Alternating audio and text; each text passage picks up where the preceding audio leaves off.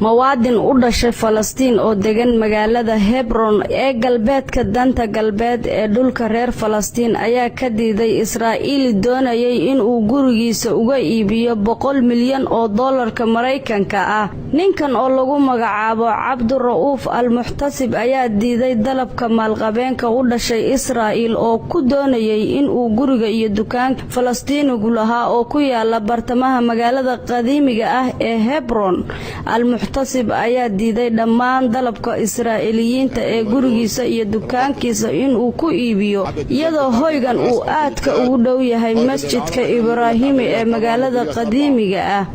waxaan ku diiday $100 milyan oo dollar ayuu yiri Muhtasib oo intaasi ku daray waxaan ku diidi doonaa dhammaan lacagta dunida taalo oo dhan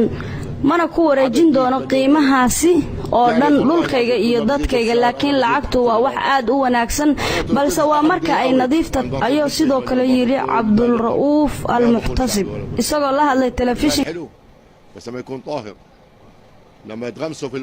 Almeydaan ayaa waxa uu sheegay in qiimihii hore uu ka bilowday $6 milyan oo dollar ka hor inta aanu qiimuhu sare u kicin $40 milyan oo dollar balse markii u dambeysay loo gaaray qiimo dhan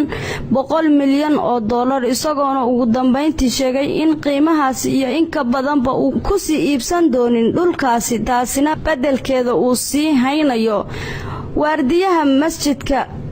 khadiimiga ah ee al-Ibraahimi. dadka Israa'iiliyiinta ee ku sugan magaalada ayaa sidoo kale u sheegay